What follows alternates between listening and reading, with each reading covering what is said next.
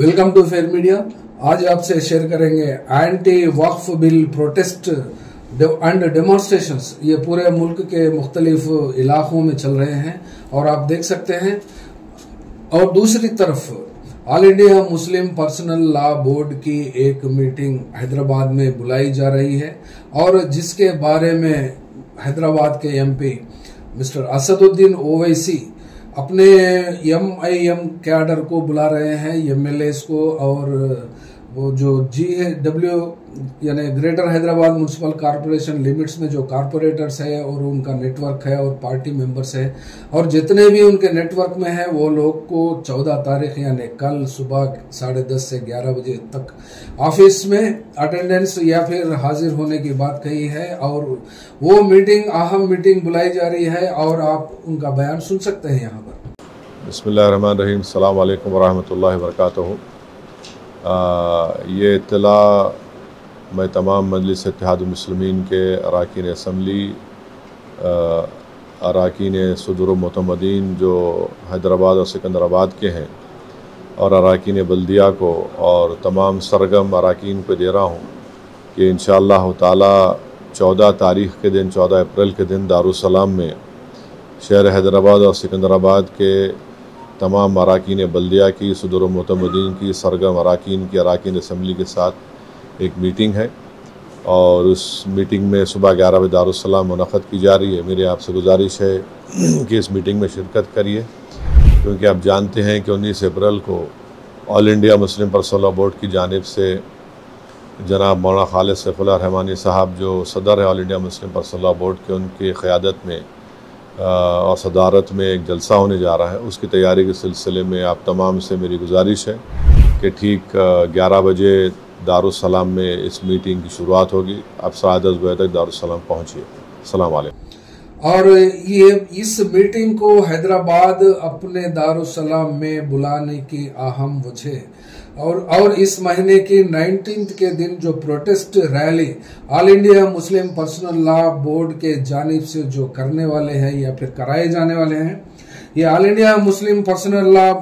Board के खालिद सैफुल्लाह रहमानी साहब भी आ रहे हैं, जिसमें उन्होंने बताया गया और all India Muslim personal law board का जो प्रोटेस्ट कॉल दिया है और उस कॉल के मुताबिक और यहाँ कोलकाता और आसपास में भी प्रोटेस्ट जारी है। और खासकर मुर्शिदाबाद में कल जो एंटी वक्फ बिल प्रोटेस्ट रैली हुई है उसमें कई हिंसा के वाकयात देखने को मिले हैं, जिसमें तीनों की मौत हुई है। एक जगह तो एक के घर में घुसकर कुछ प्रोटेस्टर्स ने उन लोगों को खत्म कर दिया है और एक इंसिडेंट में, एक फायरिंग में एक नौजवान की मौत हो गई है। और आज भी कुछ जगह, कुछ इलाकों में पत्थर फेंकने का और डेमोन्स्ट्रेशन को कंटिन्यू करने की बात आती है। और यहाँ असम स्टेट का सिलचर में भी प्रोटेस्ट और लोग इस बिल के खिलाफ में रोड पर आए हैं और वहां का एडमिनिस्ट्रेशन, पुलिस कैंप्स को और एक्स्ट्रा फोर्सेस को भी तैनात की गई हैं। और उसी तरह मुर्शिदाबाद में भी एडिक्वेट फोर्स को यूज करने के लिए वहां का वेस्ट बंगाल हाई कोर्ट ने वहां के एडमिनिस्ट्रेशन को भी ऑर्डर दिया है। तो आइए देखते हैं इस एंटी वक्फ प्रोटेस्ट और डेमोन्स्ट्रेशंस के लिए जो all India Muslim personal law board अपनी जिम्मेदारी से जैसा ली है केस को, मतलब इस बिल को हिंदुस्तान सतह पर डेमोन्स्ट्रेशंस को लीड करना या फिर ऑर्गेनाइज करना या फिर प्रोटेस्ट रैलीज को एड्रेस करना, उनकी एक काफी बड़ी एक जमात है। खैर उस जमात के बारे में इस वक्त तो हर जमात का पॉजिटिव और नेगेटिव एंगल होता है और मेरिट्स डिमेरिट्स भी जैसा सबके होते हैं इनका भी हो सकता है। तो फिर इस वक्त ऐसे हालात में ये क्या जिम्मेदारी कितने हिसाब से और कहां तक ये निभाते हैं, इसको आइंदा आने वाले दिनों में ही परखा जा सकता है और इनके जस्टिफाई कर सकते हैं इनके एक्ट्स को। आइए देखते हैं पहले कल का जो मामला है दारुस्सलाम। ये ऑल इंडिया मजलिस इत्तेहादुल मुस्लिमीन कल अपना कैडर के साथ यहाँ के हैदराबाद के लोकल MP असदुद्दीन ओवैसी ने मीटिंग बुलाई है और मीटिंग में प्रिपरेटरी अरेंजमेंट्स जो कल 19 तारीख के दिन जो मीटिंग्स में इंतजामात के बारे में और अपनी पार्टी वैनगार्ड बनकर आगे रहने का मामला तय करती है। तो फिर आइए देखते हैं AIMIM पार्टी की ताकत क्या है, खूबी क्या है, खासियत क्या है और इससे जुड़ी हुई हिंदुस्तान सतह पर ये जो bill all India Muslim personal law board के खिलाफ में जो तहरीक और पूरे ऑल इंडिया सतह पर डेमोन्स्ट्रेशंस और प्रोटेस्ट्स करने का जो वादा किया है और मुसलमानों को कई अपने अपने प्लेटफॉर्म से भी कॉल किया है। तो फिर ये कॉल के ऊपर ही इस मुसलमान लोग या फिर यंगस्टर्स या फिर जितने भी लोग रोड पर आते हैं तो यहाँ पर दो चीजें देखने को मिलती है। एक, न जाने ये जो डेमोन्स्ट्रेशंस को और ये एजिटेटर्स को all India Muslim personal law board का नाम भी पता है या नहीं पता है, लेकिन एक बात तो पता है कि ये नरेंद्र मोदी सरकार और अमित शाह मिलकर इस हिंदुस्तान में मुसलमानों के वक्फ जायदादों को हड़पने की बात करती है, इसीलिए पार्लियामेंट में इस बिल को पास किया। और ऐसा सिग्नल और ऐसा इंप्रेशन तो पूरे हिंदुस्तान को क्या पूरे दुनिया को तो ये मोदी सरकार ने दे दी है। और गुज़िश्ता 11 साल से भी ये कम से कम मुसलमानों के खिलाफ जितने भी मुद्दे होते हैं, इश्यूज होते हैं, टॉपिक्स होते हैं, हर मुद्दे को अपना हिसाब से फिसाद बनाना या फिर फिसाद अगर नहीं है तो वहां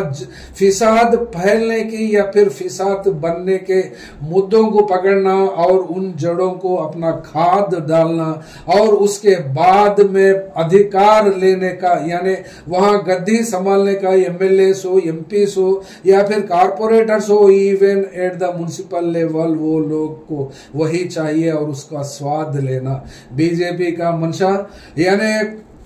यानी कम्युनल वायलेंस को हिंदुस्तान में भड़काना और मुसलमानों का जीना आराम करना, यही बात 11 साल से चलती है। और ये लोग को हमने कई बार बताया है और कितने भी बार हम बोले हैं हमारे तेलुगु और हिंदी वीडियोस में भी। इसके पीछे RSS की आइडियोलॉजी है और ये RSS जिस वक्त बना था उस वक्त अंग्रेजों का दलाल था और ये RSS की आइडियोलॉजी हिंदुस्तान के सोसाइटी में एक कैंसरस सेल है और इस कैंसरस सेल को सही ढंग से और सही तरीके से इलाज करने की जरूरत है। तो फिर इस कैंसर को क्या दूसरे कैंसरस तरीके से इसको क्यूर किया जाता है या फिर नहीं भी किया जाता है, इसको किस तरीके से क्यूर होता है इसके बारे में तो जो लोग सोचते हैं वो लोग के ऊपर भी इस बीजेपी सरकार और RSS वाले और विश्व हिंदू परिषद वाले जितने भी कम्युनल एलिमेंट्स है इस हिंदुस्तान में, और ये लोग के शार्प शूटर्स भी है और ये लोग की मिलिट्री और ये लोग का एक्स डायरेक्टर जनरल्स हो या फिर पुलिस फोर्स हो या जितने भी आर्मी के ऑफिसर्स हाई रैंक में जो काम करके रिटायर हुए हैं, वो लोग पूरे के पूरे ये लोग के साथ एक थिंक टैंक बनाकर अमेरिका में हेडक्वार्टर रखकर वहां से इधर और वेस्ट बंगाल के को हेड बनाकर वहां की बीजेपी IT सेल ये पूरे इंडिया के मीडिया हाउसेस को डायरेक्शंस देती है और एक्टिविस्टों को भी व्हाट्सएप के जरिए ऑर्डर्स करती है और कम्युनल वायलेंस को वो लोग प्रोवोक करते हैं। तो फिर प्रोवोक होने में किसकी जायदादें फूकी जाती है, किसकी जायदादों को, किसके जानों को नुकसान होता है, ये खासकर बोलने की जरूरत नहीं है। लेकिन हर मामले में भी हर वक्त में भी मुसलमान ही गलती नहीं करता और गलती नहीं होता, वो इसलिए कि नागपुर जैसे इलाके में वहां पर एक मौके पर औरंगजेब के पुतले को विश्व हिंदू परिषद वालों ने ही जलाया और वहां के मुसलमानों के घरों को और वो लोग के व्हीकल्स को, वो लोगों के गाड़ियों को वहां पर आग लगा दी। तो फिर उस आग लगाने वालों में तो वो लोग को स्पेयर कर दिया, स्पॉट में बेल मिल गई, लेकिन वहां के मुसलमानों को बेल नहीं मिली और वो लोग को भी जेल की सजा काटना पड़ रहा है। और वैसे केसेस तो इस हिंदुस्तान में आजादी के बाद कितने आए हैं और कितने चलते हैं और ये कब तक चलेगा, इसके बारे में तो आइंदा हम बात करेंगे। लेकिन फिल वक्त इस बिल को पास करने में और या इस बिल को अपोज करने में, इस बिल के खिलाफ जो वोट किया है राज्यसभा में हो या फिर पार्लियामेंट में हो, वो लोग तो किसी भी सूरत में बीजेपी के खिलाफ तो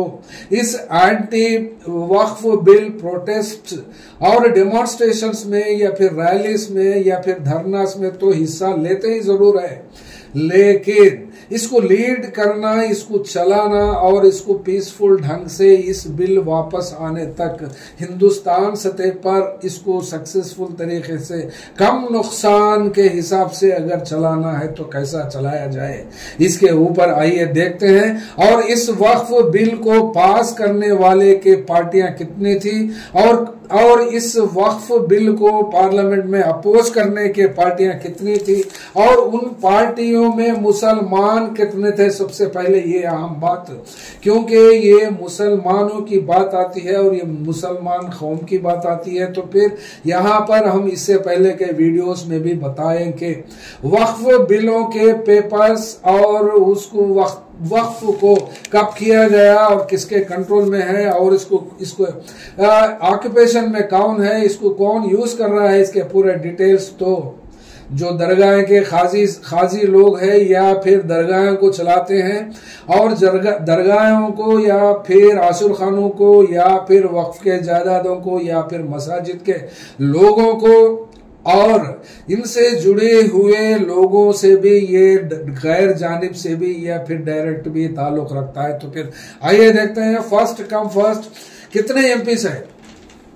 मुसलमान एमपीस इस पार्लियामेंट में कितने अगर हैं, तो फिर यहाँ पर रफली बात करते हैं। कांग्रेस पार्टी के 7 एमपीस है आउट ऑफ 99 एमपीस में, जो कांग्रेस पार्टी के माने 99 एमपीस हिंदुस्तान सतह पर अलग अलग मुकामात पर अलग अलग जात पात और अपने तरीक़ेकार से जो पूरे सोसाइटी में जितने कास्ट्स और जितने रिलीजन है उतने रिलीजन्स के हिसाब से सीट्स तो दी, लेकिन उसमें 7 मुसलमानों को दी और 7 मुसलमानों को, और वो लोग भी मुख्तलिफ इलाकों से और मुख्तलिफ एरिया से इलेक्ट हुए हैं और उन लोगों का मामला भी कहां से कहां जुड़ा हुआ रहता है। वो इसलिए हमको बोलना पड़ता है कि एक स्टेट में कंप्लीटली मुसलमान एमपीज तो नहीं जीत पाए, तो फिर ये लोग के कॉन्स्टिट्यूंसीज कहाँ हैं और ये फिसादात कहाँ हो सकते हैं। यहाँ पर जितने लोग को मालूम है, सो लोग को मालूम है, अगर नहीं मालूम है तो फिर हम लोग नहीं, जो लोग मालूमात ज्यादा रखते हैं उन लोगों के लिए वीडियो बनाते हैं। और हमारे मालूमात में भी अगर कुछ कम पेशी होती है तो फिर आप अपने ढंग से और अपने सलीके से हम आपको ये मौका भी है इसमें कि आप कमेंट्स कर सकते हैं। हम कभी कहीं भी अगर हमसे गलती हुई बोलने में या फिर कुछ एनालिसिस में तो फिर आप बता सकते हैं। रकीबुल हसन ये धुबरी असम से आते हैं, ये वहां अब वहां पर क्या मामला जो बयान में हम सिलचर डिस्ट्रिक्ट जो आता है, इससे पहले कहा था, वहां पर आज भी और अब भी वहां प्रोटेस्ट जारी है। यानी वो एरिया कहाँ आता है, किसकी कॉन्स्टिट्यूंसी में आता है पार्लियामेंट के, वो लोग ही देख सकते हैं। और दूसरा एमपी जो कांग्रेस के टिकट पे इलेक्ट होके हैं उनका नाम है मोहम्मद जावेद, ये किशनगंज बिहार से हैं। तो फिर यहाँ पर अपोजिशन में अगर बीजेपी होती है तो वो लोग का एक तरीक़ेकार होता है, अगर लीडरशिप में वहां की सरकार में अगर बीजेपी होती है तो एक तरीके का होता है। यानी एक तरीका, एक एक हिसाब से एक एक तरीक़ेकार उनके पास और उतने हथियार हैं और उसको इस्तेमाल करने के। और जहां अपोजिशन में होते हैं तो वहां पर वो लोग ही अपोजिशन का रोल प्ले करते हैं। जहां रूलिंग में होती है तो पुलिस होती है, अगर अपोजिशन में होते हैं तो गुंडा मवाली और एंटी सोशल एलिमेंट्स को यूज करते हैं। और जितने भी एंटी इंडियन लॉस होते हैं उतने काम पूरे अंजाम देते हैं, उसमें कोई कमी पेशी नहीं रखते और उसके बाद में अगर सजा होती है, पुलिस के हाथ लगते हैं, अगर वो लोग को अरेस्ट किया जाता है तो घंटों मिनटों में, 1 दिन में, 2 दिन में छुड़ा सकते हैं। लेकिन all India Muslim personal law board के पास ऐसे मामलात को तय करने के लिए कितनी मिशनरी है, आइए देखते हैं। और जो यहाँ पर मुर्शिदाबाद में जो मामला हुआ है, जिनमें जहां पर 3 लोगों की मौत हुई है, उसमें 100 से ज्यादा लोगों को अरेस्ट किया गया है और उन अरेस्ट किया जाने के बाद में वो लोग बेल पे छोड़ते भी हैं या फिर वो लोग के ऊपर कितने कठिन केस लगाते हैं, क्या केस लगाते हैं, बेल मिलती है या फिर नहीं भी मिलती है, ये बात हो सकता है। और उसके बाद में तारिक अनवर है, ये तारिक अनवर कातिहार से इलेक्ट हुए हैं और बिहार में आता है, और ये बिहार का भी मामला इस साल अक्टूबर या नवंबर में असेंबली इलेक्शंस होने वाले हैं, तो फिर ये लोग की भी जिम्मेदारी होती है वहां अपने अपने इलाकों में कम से कम नुकसान हुए और इस बिल के खिलाफ में जो प्रोटेस्ट आउट ऑफ कंट्रोल आके जितने भी लोग धरना करते हैं सो करते हैं। यहाँ पर बैनर्स नहीं देखा जाता, पार्टीज को नहीं देखा जा रहा है, क्योंकि 2-4 दिन 5 दिन से जो ये बिल इंडिया के प्रेसिडेंट मुर्मू जिस दिन उनका असेंट दिया था इस बिल के लिए, और उसके बाद में जो इसको विथ इफेक्ट फ्रॉम 8 अप्रैल से जो आया है, उसके बाद में जो प्रोटेस्ट चल रहे हैं और डेमोन्स्ट्रेशन इंडिया सतह पर जो चल रहे हैं, वो हिसाब को देखकर ये लोग के बारे में बताना जरूरी होता है। तो इसलिए ऑल इंडिया सतह पर ये एमपीज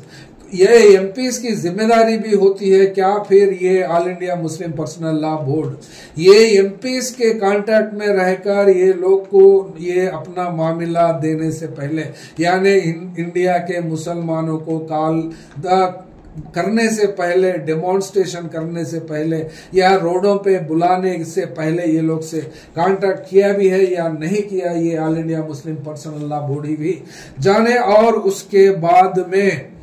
शफी परम्बिल है, ये वाडाकरा केरला से हैं और ये केरला का मामला है। केरला में भी एंटी वक्फ डेमोन्स्ट्रेशन चल रहे हैं और कल तक भी ये लोग वहां डेमोन्स्ट्रेट करे हैं इस बिल को वापस लेने के डिमांड से। और उसके बाद में इमरान मसूद है सहारनपुर उत्तर प्रदेश, और ये इमरान मसूद उत्तर प्रदेश के कॉन्स्टिट्यूंसी से हैं, तो फिर वहां उत्तर प्रदेश में क्या हाल है। अपने घर के छत पे भी नमाज पढ़ने के लिए वहां की सरकार ने रोक लगाती है और रोड पे कई मजहबी और कई हिंदू के फेस्टिवल्स होते हैं, रोडों पे मनाए जाते हैं, मसाजिदों के सामने भी मनाते हैं, पटाखे फोड़ते हैं, तो फिर कोई रोक नहीं होती। ये डिस्क्रिमिनेशन तो गवर्नमेंट सतह पर ही चलता है, स्टेट हो या फिर सेंट्रल हो। तो फिर केरला का मामला भी वहां पे हार्ड टारगेट है आरएसएस वालों को और बीजेपी वालों को, इसलिए कि वहां भी इलेक्शंस में असेंबली में वो लोग को जीतना है। तो उसके बाद में देखते हैं ईशा खान चौधरी, ये मालदा वेस्ट बंगाल से हैं और ये वेस्ट बंगाल का मामला भी वहां की सरकार ने, ममता बनर्जी ने ये सीरियस तरीके से कह दिया है कि इस बिल को अपने स्टेट में अमल में नहीं लाएंगे और वो बिल को अपोज करते हैं। तो यहाँ पर एक बात साफ आती है कि नॉन बीजेपी और एनडीए एंटी एनडीए ग्रुप या फिर ब्लॉक का माना जाता है, यानी इसको इंडिया ग्रुप से माना जाता है, इंडी अलायंस भी कह सकते हैं। इस इंडी अलायंस में कितने पार्टीज है और हिंदुस्तान के पार्लियामेंट में कितने पार्टीज अपने एमपीज के जरिए रिप्रेजेंट करती हैं, और इस बिल को अपोज किया उन लोगों के नाम से भी हम बताना चाहते हैं और बताते भी हैं। चाहे वो इसका मतलब ये होता है कि इंडिया सतह पर कौन से कोने में किस तरीके का मामला अमल में आ रहा है और कितने लोग, कहाँ के लोग कितना रिएक्ट करते हैं और कितने ज्यादा रिएक्ट करते हैं और कितना कम भी रिएक्ट करते हैं, और इसमें अवाम के साथ कौन रहता है। यहाँ पर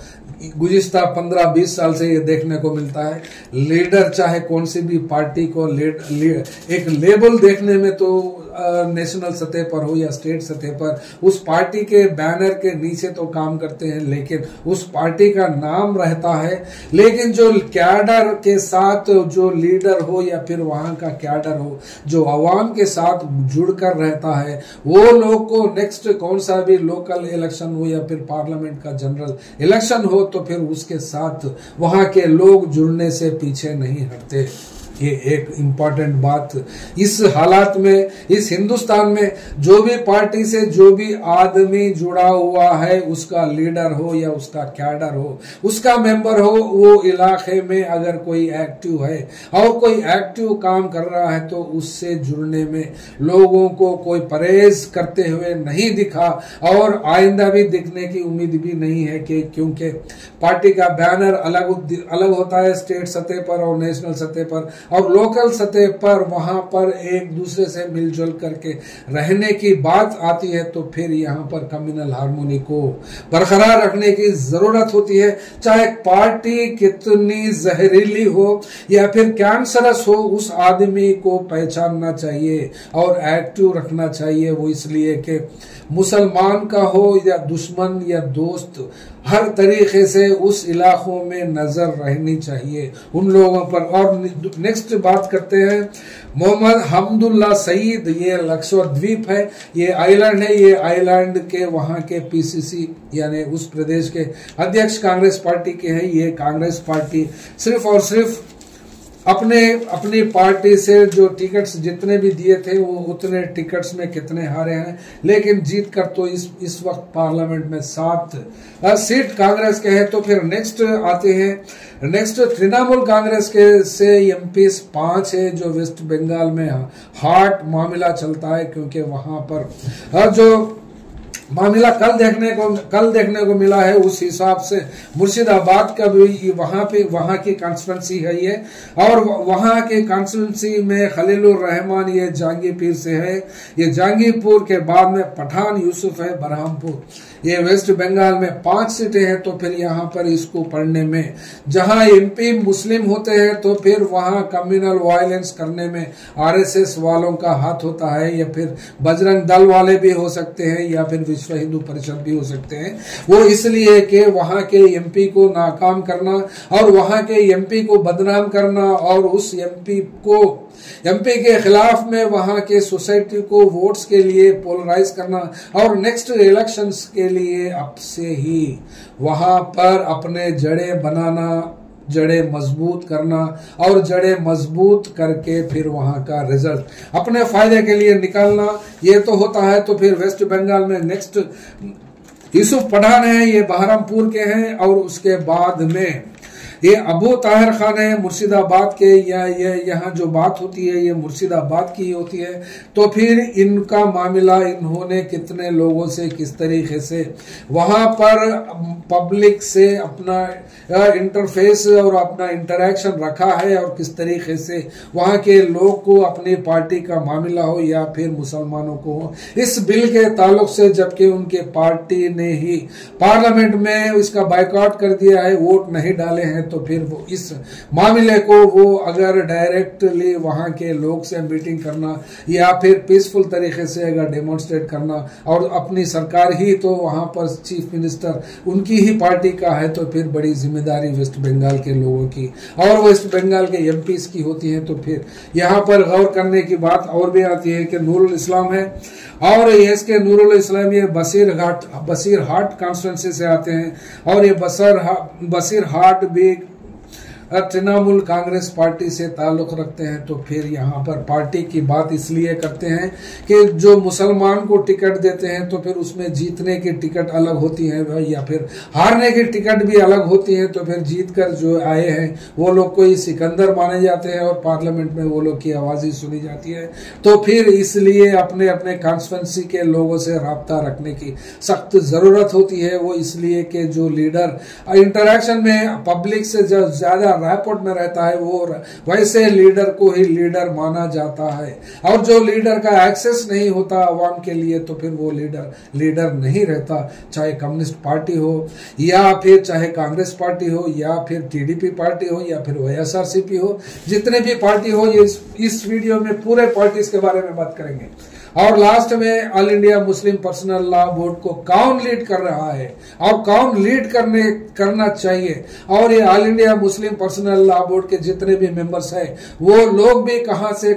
कौन से अफिलिएशन में, कौन से पार्टी से ये लोग डायरेक्टली और इनडायरेक्टली जुड़े हुए हैं, और उन पार्टी के लोग इस बिल के खिलाफ कहां तक चलते हैं और कहां तक अपोज करते हैं और कहां रुक जाते हैं और कहां फिर यू टर्न लेते हैं, उसके बारे में भी आइंदा आने वाले वीडियोस में देखेंगे। फिर दोबारा दूसरी तरफ चलते हैं। फिर उत्तर प्रदेश के एरिया में यानी जो क्रॉनिक डिसीज जो बन गया है ये कम्युनल वायरस और कम्युनल वायलेंस का, और मुसलमानों के खिलाफ जो वायलेंस चलता है और वहाँ सैंक्शंस होते हैं और कंडीशंस लगाती है सरकार, वहां से ही ये समाजवादी पार्टी बनी हुई है। और एमपी इलेक्शंस में बीजेपी पार्टी को वहां पर ये समाजवादी पार्टी ने ही तकरीबन सीटों में हराया, और वो लोग के सीट्स तो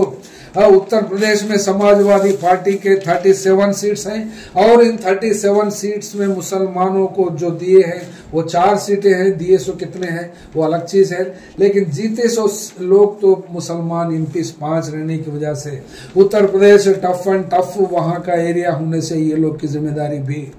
अपने तरीके से मनवाने की और इस बिल को हराने की और डेमोन्स्ट्रेशन को लीड करने की, पब्लिक को मोबिलाइज करने की, प्रोटेस्ट को एक डिसिप्लिन तरीके से चलाने की जिम्मेदारी भी इन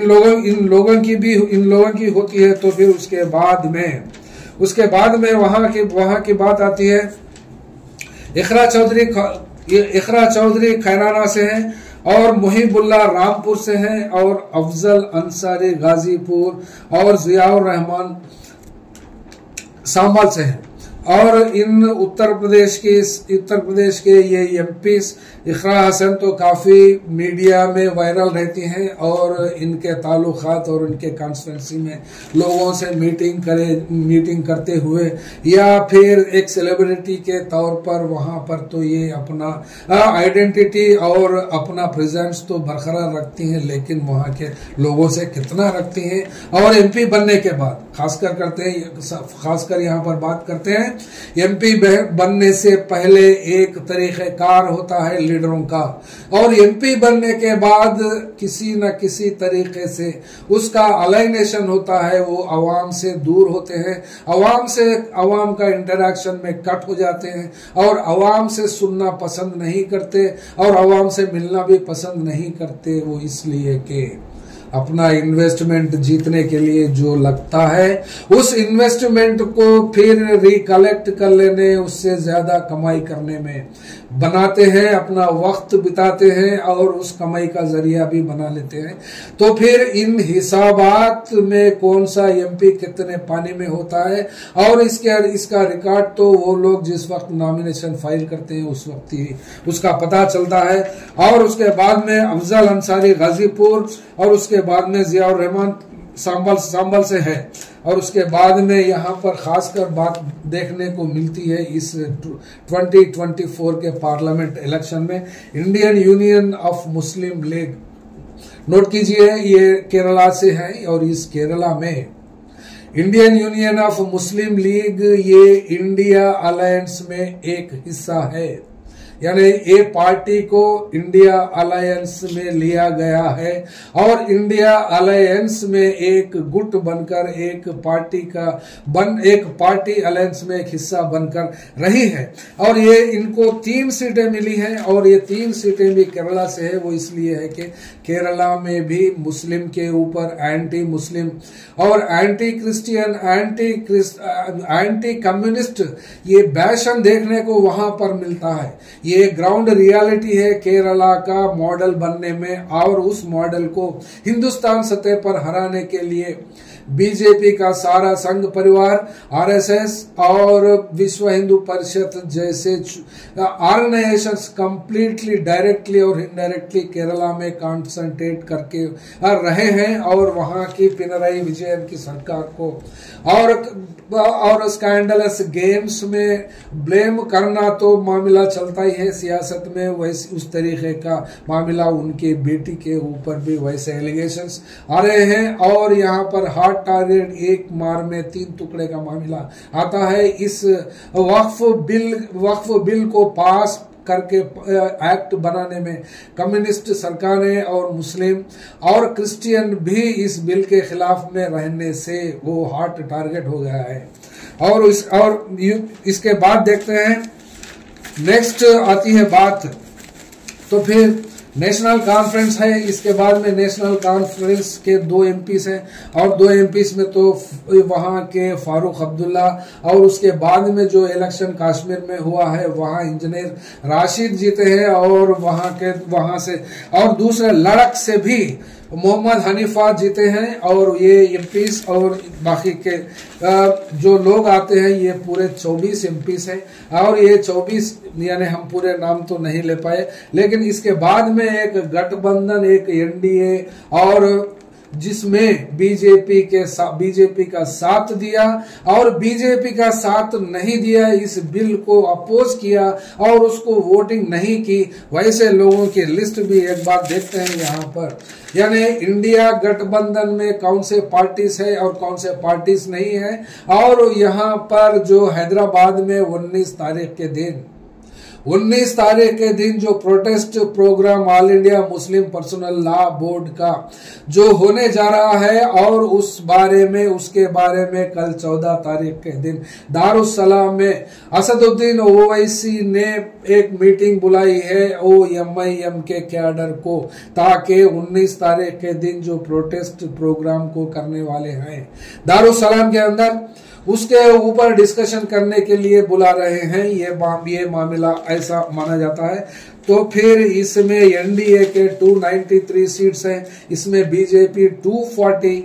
जो आपको पता है, लेकिन फिर दोबारा से यहाँ पर देखना पड़ता है वो इसलिए कि बाज लोग एनडीए में है या फिर इंडिया अलायंस में है या फिर किस में है, यहाँ पर ये बात हम जज करने के लिए ये इसका फैसला आपके ऊपर छोड़ते हैं। जो all India Muslim personal law board किसके साथ जा रहा है और all India Muslim personal law board को कौन ड्राइव करेगा और कौन ड्राइव करता है और कौन किसके साथ ताल्लुक रखता है, ये इसके ऊपर ही आज बात करेंगे। और दूसरी बात, all India Muslim personal law board के ऊपर जो पिटिशंस सुप्रीम कोर्ट में रिट्स के जरिए हो या फिर पिल्स के जरिए हो जो फाइल की गई है, उसके ऊपर 16 तारीख के दिन माने 16 के दिन सुप्रीम कोर्ट ने उन पिटिशनों को सुनने का डेट फाइनल हुआ है। 16 तारीख के दिन एक बेंच कंसिस्ट किया गया है और उस bench chief justice of India उसमें रहेंगे और उसके बाद में जस्टिस संजीव खन्ना रहेंगे और उसके बाद में Sanjay Kumar, chief justice of India Sanjay Khanna और जस्टिस संजय कुमार और उसके बाद जस्टिस KV विश्वनाथन रहेंगे। ये लोग का 3 बेंच है, 3 जज का बेंच है ये। और इस बेंच के जो पिटिशंस फाइल हुए हैं, इस पिटिशनर्स के नाम भी आप एक बार सुन लीजिए। इस पिटिशन फाइल करने वालों के नाम में असदुद्दीन ओवैसी का पिटिशन भी एक है, ये एक हैदराबाद के MP है और दूसरे तरफ जमीयतुल उलमा हिंद भी है और उसके बाद में जावेद है, ये कांग्रेस के MP है और ये आप पार्टी के दूसरे अमानतुल्लाह खान है। ये अमानतुल्लाह खान भी इस वक्फ बिल के खिलाफ में यानी एंटी कॉन्स्टिट्यूशनल बिल माना जाता है, यानी इस बिल को एंटी कॉन्स्टिट्यूशन करार देने में हो या फिर एंटी सेक्युलर बोलने में हो या फिर rights violation, religious rights violation violation में हो या फिर राइट्स वायलेशन में हो या फिर किन तरीके के पिटिशंस ये जो फाइल किए हैं उसके ऊपर डिस्कशन के बाद में ही हम बोल सकते हैं। तो फिर यहाँ पर बीजेपी के 240 सीट्स के बाद में टीडीपी के 16 और जेडीयू के 12 और एसएचएस यानी शिंदे ग्रुप के 7 और लोक जनशक्ति पार्टी के 5 और उसके बाद में जेएसपी 2, आरएलडी 2, जेडीएस 2 और यूपीपीएल 1, एजीपी 1, एचए हम्स ये 1 और एनसीपी 1, एसकेएम 1 और अपना दल 1, एजेएसयूपी पार्टी ये एक तरीके से ये 293 सीट्स हुए हैं। ये 293 सीट्स एनडीए के बिल के सपोर्ट में वोट किए थे और वोट के खिलाफ में जो अपोज कर रहे थे पार्लियामेंट में वो लोग की लिस्ट देखिए 99 कांग्रेस के हैं और ये कांग्रेस अपोज करती है और ये लोग के सीट्स 99 है। और समाजवादी पार्टी के 37 सीट्स हैं, ऑल इंडिया तृणमूल कांग्रेस के 29 सीट्स हैं और डीएमके के 22 है और उद्धव ठाकरे के शिवसेना जो है इनके 9 सीट्स है और शरद पवार के 8 हैं, आरजेडी के 4 हैं, सीपीएम के 4 और आप के 3, आईयूएमएल के 3, इससे पहले ही बताया, सीपीआईएमएल के 2 सीट्स हैं और वीसी के पार्टी के 2 सीट्स हैं और JKNC national conference from Jammu Kashmir वो 2 सीट्स हैं और एएसपी केआर के नाम से 1-1 सीट है, आरएलपी 1, बीएपी 1, आरएसपी 1, एमडीएम के 1 सीट्स हैं। और दूसरे तरफ जो पार्टीज बताए जाते हैं जो अपने आप को पॉलिटिकल पार्टीज के तहत इलेक्शन कमीशन ऑफ इंडिया के साथ रजिस्ट्रेशन किया गया है, इन पार्टियों के नाम और वो लोग अदर्स के नाम से माने जाते हैं। अदर्स वो इसलिए कि इस बिल के साइड में कौन थे कौन नहीं थे वो अपने अपने मामला थे, लेकिन अदर्स का नाम 15 नंबर में है। ये 15 में इंडिपेंडेंट तो 7 है नंबर का और वाईएसआरसीपी 7 है और एआईएमआईएम पार्टी 1 बताई जाती है और शिरोमणि अकाली दल 1 और वीओटी पीपी 1 और जेडपीएम 1 है। यानी यहाँ पे सीधा सवाल है यहाँ पर ओवैसी साहब, ये ओवैसी साहब की एमआईएम पार्टी है तो फिर यहाँ एक टेक्निकल साइड में एक सवाल आता है, ये साहब की पार्टी ना ही इंडिया गठबंधन में जुड़ी जाती है और ना ही एनडीए गठबंधन में जुड़ी जाती है। वो तो अपने स्पीचों से ऑरेटरी स्किल्स में तो एकदम माहिर है, कई लोग भी इनके स्पीचेस के ऊपर फिदा होते हैं। तो फिर यहाँ सीधा सा सवाल आता है all India Muslim personal law board को, यानी ये मुद्दा जो वक्फ बिल जो जाकर एक्ट बनी है, इस एक्ट के ऊपर सुप्रीम कोर्ट हियरिंग कर रही है 16 तारीख से। उसके बाद में जो डेट्स होते हैं सुप्रीम कोर्ट के उसके ऊपर ये मामला चलेगा। तो फिर all India Muslim personal law board इतने सारे पार्टीज को लेकर ही चलेगी या फिर कुछ पार्टीज को लेकर ही चलेगी या फिर असदुद्दीन ओवैसी साहब की जो एआईएमआईएम है इस पार्टी के कंट्रोल में रहकर हो या फिर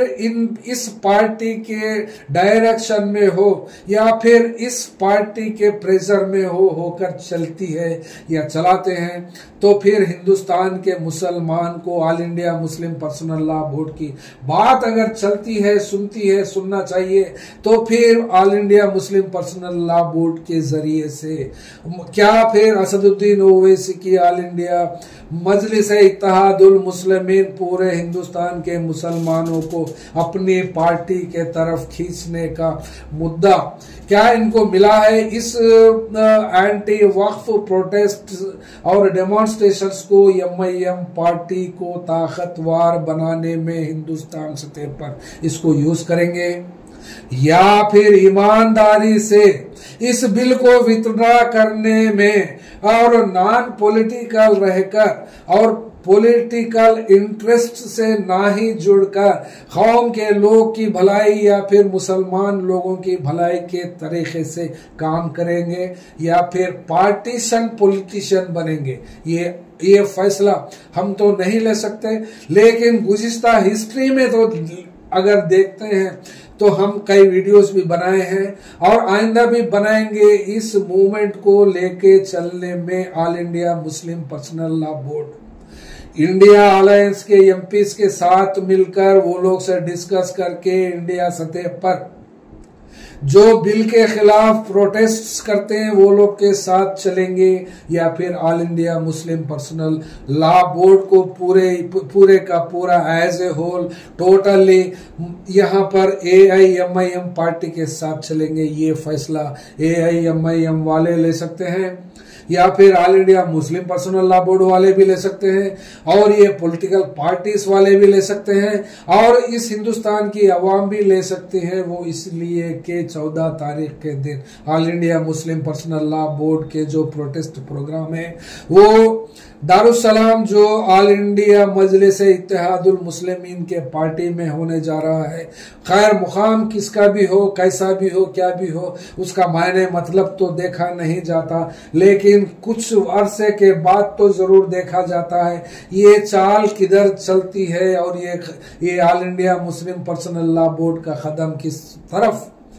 पहला पड़ता है और उस कदम किस तरफ लेके जाती है उसके बाद ही कुछ फैसला करेंगे। जब तक आप इसके ऊपर यानी in all India Muslim personal law board के एक्टिविटीज हो और पॉलिटिकल पार्टीज के एक्टिविटीज हो और इस प्रोटेस्ट रैलीज के ऊपर अपनी नजर बनाए रखें, ये हम आपसे उम्मीद करते हुए अपील करते हुए इजाजत चाहते हैं। Thank you.